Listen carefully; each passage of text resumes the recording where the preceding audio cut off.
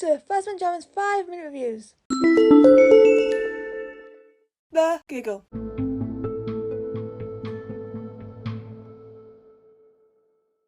Going into the Giggle, I was worried, however, Russell T Davies pulled the impossible and went 3 for 3 for David Tennant's 14th Doctor. I know if they got a good ending for David Tennant, then I would be satisfied. And I was. He definitely was better than I thought he was in the end of time. I think maybe 10's approach isn't for me, but maybe for 14 it works a lot better. As I've said, he's grown, and I think the criticism I've had has faded away, which is good.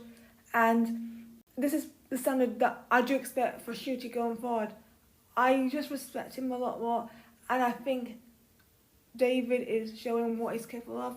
Catherine Tate definitely is close to the top 5 of my favourite comedians because she has just done some fantastic performances. She's been very consistent in these specials as well. She had some great stand-up moments. I felt working on the tune la la la la la la la and being right with the Doctor's situation when he was kind of regressing and backtracking. It makes a lot of sense for Donna to step in and someone else, which I'll get to. I felt Neil Patrick Harris was a great film. He was more memorable than I thought it was going to be. He was insane. And he also just grew on me. I mean, I just enjoyed the performance. Definitely evil. And I think he's up there alongside Moff Gideon and Grand Admiral Thrawn. Continuing her comeback, Gemma Redgrave was just as strong as she had been under Chris Chibnall because she was good in those previous appearances. She still is good. Love Gemma. Going forward, can she stay as this consistent? From what I've seen in filming, it does have a big concern. We will see what happens. Ruth Manley is still as iconic as she was in her previous episode, which was the Sabbies. I just love Shirley Emmingham, and I can't stop enjoying her as a character.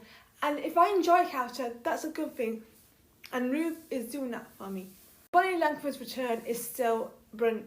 It's just nice to see what she got up to after leaving. And R.I.P. Tony Selby. I miss Glitz, so I felt sad to hear that Glitz had gone. But it was perfectly written. She had a great role. She was there for the Doctor and friends with the Noble family.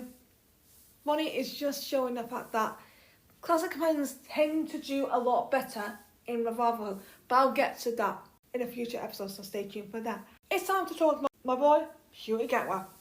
I knew I was going to enjoy him after seeing some previews, and Ncuti just delivered as a Doctor. He is probably going to hopefully be one of my Doctors because I just enjoyed.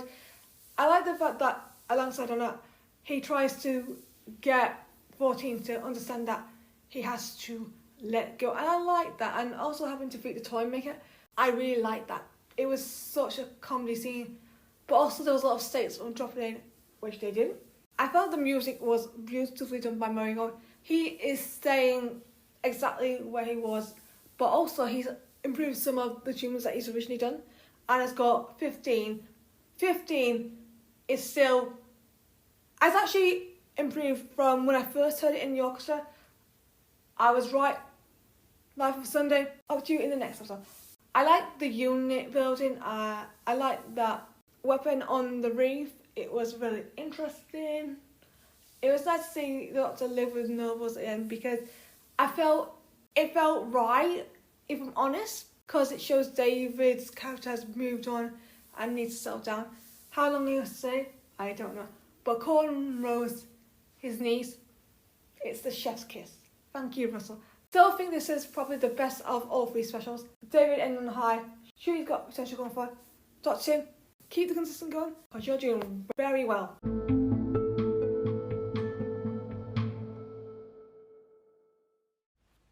Thank you for listening to the 5-minute review.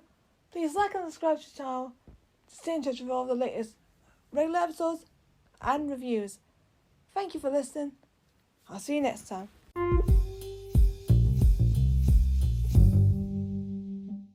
Thank you for listening to the podcast. Subscribe to Fasman Jarman's and stay tuned